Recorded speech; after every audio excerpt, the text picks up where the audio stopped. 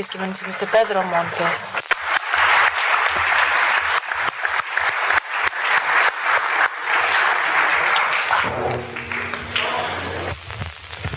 Καλομήνα.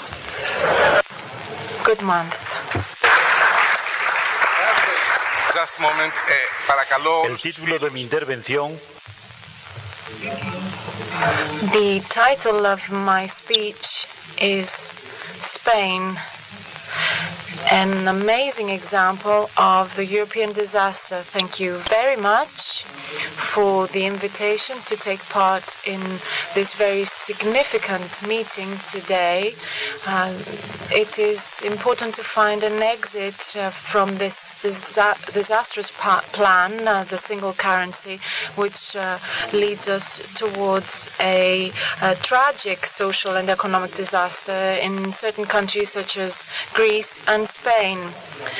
The dominance of the peoples is a dead letter, but the dominance of the markets is what is happening. Unfortunately, I don't have the time to talk about the immature decision to adopt a single currency by countries which were so unlike each other and countries which were so fragmented.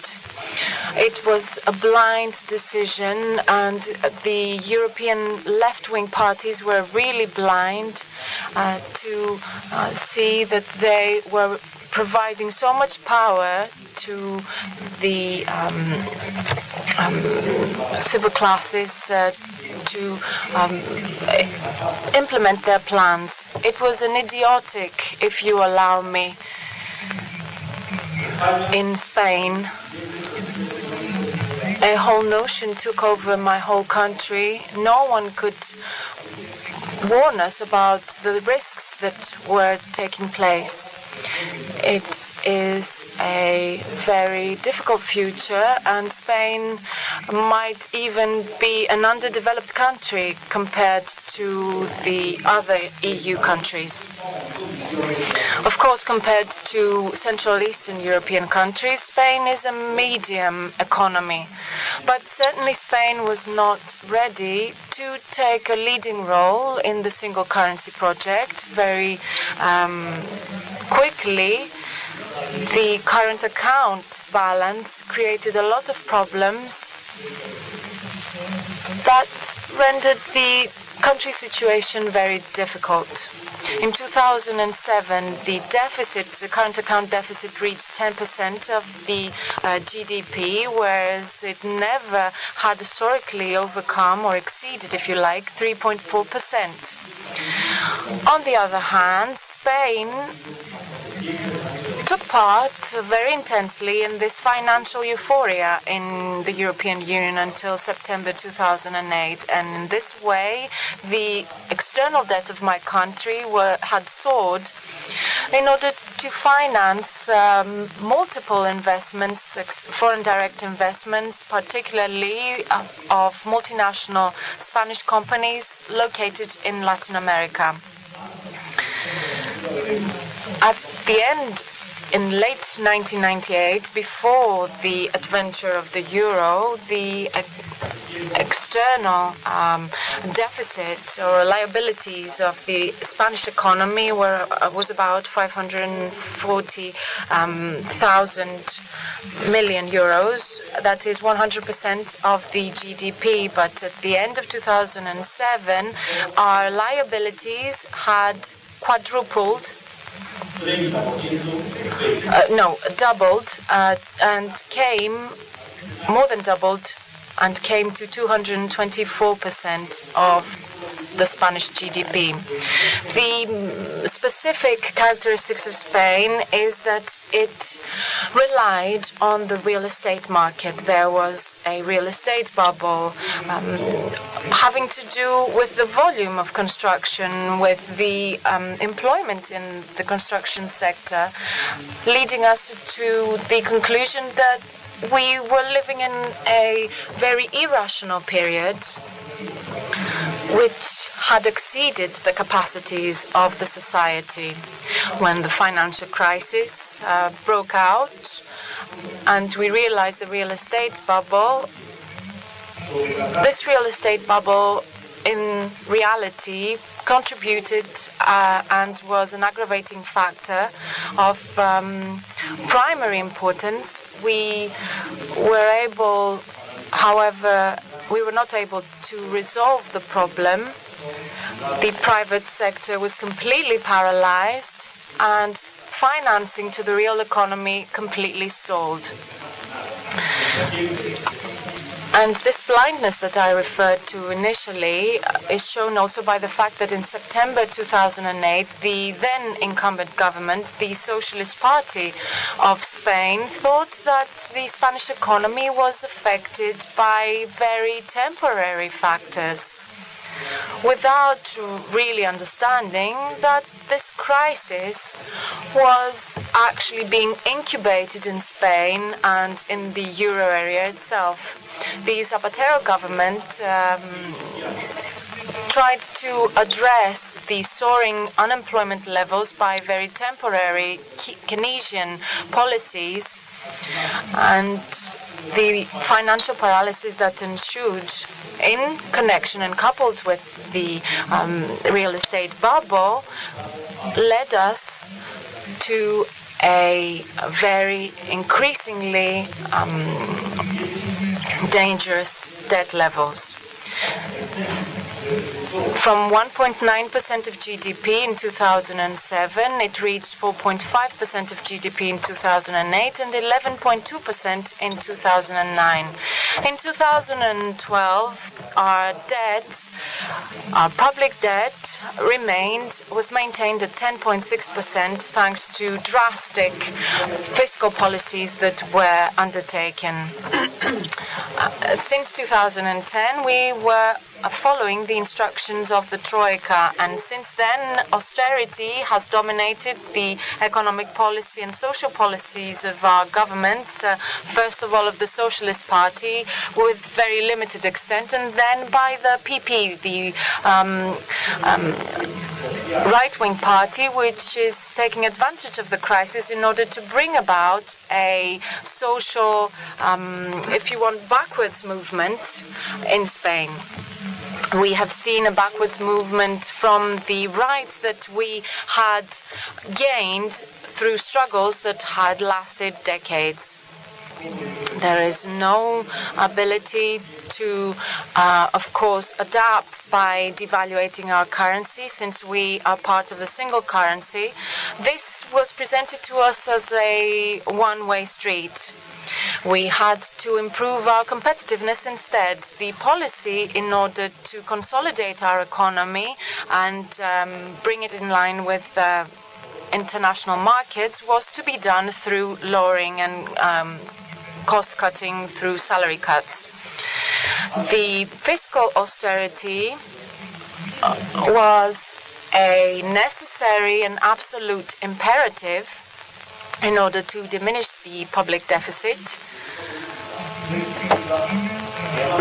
and the consequences are indeed disastrous. We see an austerity policy that leads to a recession and a very bad social policy, a very backwards social policy. All these lead us to the conclusion that the situation is turning into a nightmare scenario. Be it with regard to businesses, with regard to the uncertainty in cost-cutting, salary cuts, in adjustments of our expenses, our public expenses, to provide the basic public services to the people, families being evicted from their homes, poverty and misery all around us, which have not led to the necessary social mobilization that we should have had in Spain. The budget for the next year has been announced. It announced new salary cuts. It announced, of course, an exit from the crisis. It is a paradoxical policy, a diabolical policy that leads us to aggravate the crisis before we can resolve it. And we need to remain in the single currency project, and this is shown as a one-way street. The majority political forces of the right and the left and the syndicates, the unions, the labor unions, are silent. The mass media also remain silent and turn a blind eye. They talk about plans to exit the crisis without, however, presenting a coherent policy as an alternative to the barbarian policy of the government. Faced with this nightmare scenario, the government is actually lying to us. It is misleading us. It said that in the first quarter of 2013 we had a growth of 0.1% of GDP, but they have not taken into account other opinions. Their goal is to gain time.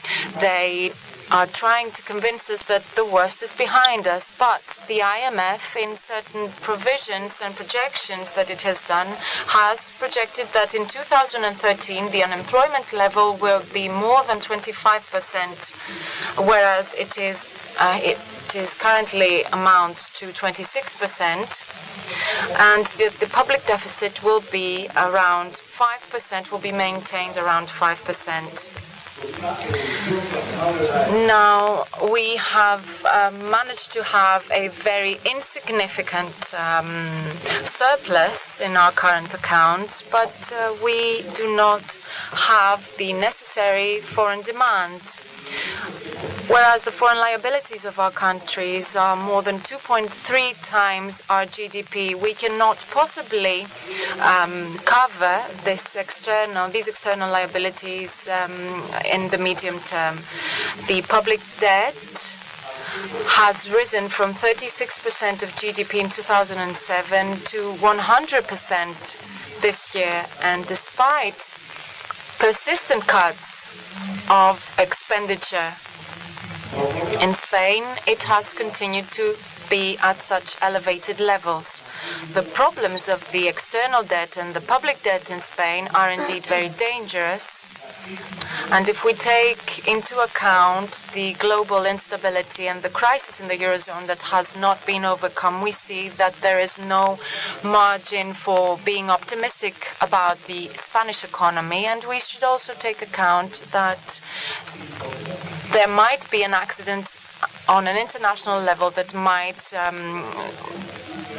give rise to uncontrollable developments. The public debt and the fiscal debt are at the heart of, and the question of the euro are at the heart of the difficulties that Spain is faced with. But despite all that, there is no general awareness in my country about these problems. The Spanish society has been condemned to this downgrading, social and economic downgrading that will lead to the country's disaster. The Greek citizens know what I'm talking about because they are always one step ahead of us. The most important thing is that austerity and adjustments cannot solve the real problems which come from our participation in the Eurozone. The more time passes, the greater that the disaster of the country will be, and the more difficult the recovery will be, both on a social and an economic level. Of course, we're talking about a minority and very few organizations, because the trade unions such as the UGT and the CCOO do not want to talk about an exit from the euro. Our political parties, the Socialist Party and the PP, confirm that the euro is exiting the euro is out of the question, and this debate has not been taken seriously. Whereas this topic is discussed more and more by the people. Something optimistic that I would like to tell you is that the Communist Party in Spain, which organized its annual conference this year, avoided to discuss the exit from the Eurozone, but still came to the conclusion that we need to break with the European Monetary Union. That's something, isn't it? And as far as the left is concerned and the austerity, we see that there is some mobilization, as the manifestations of the past week have shown. But on the other hand, the PP, the incumbent, the government party, continues its policy, which is, let's not forget, mandated by the Troika and the claims of the financial markets. But the time has passed that the development measures could be taken without having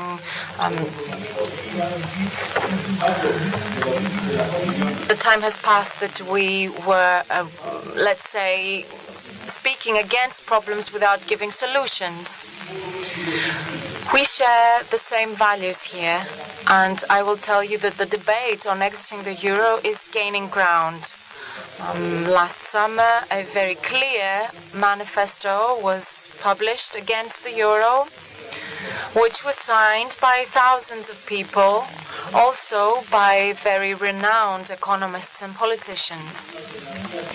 It is our duty now to create and provide an alternative option that would allow us, after exiting the euro, to try and minimize the economic and social cost of this new situation that will come out of our exit from the euro, and that will be able to provide a new way out for the Spanish society and the European society as a whole. It is very important for us to open a window to hope. We congratulate this international meeting to share opinions and experiences and to allow each of our countries to support the policy in which we believe. But before closing, I would like to talk about a risk that is real. Many journalists, many economists and politicians recognize that the euro in its current form cannot and must not survive, but they avoid to talk about and address this issue in their countries, saying that the struggle has to be undertaken in the countries that have been more severely affected by this euro crisis, that is, the countries in the Eurozone's, the European Union's periphery. No one would deny that solidarity is important, and many citizens that reject the current crisis, but that does not mean that each of us does not have to undertake the struggle, each in their own countries, and we must not be paralyzed. A couple of details before I close. The socialism of the 21st century, since I am a member of this organization, is committed to any decision that is taken in this meeting today. We are internationalists. We should not be paralyzed if there is no international character in our action, but we are always prepared to adopt any suggestions coming out of here. This movement is increasingly growing, and this is a very important development.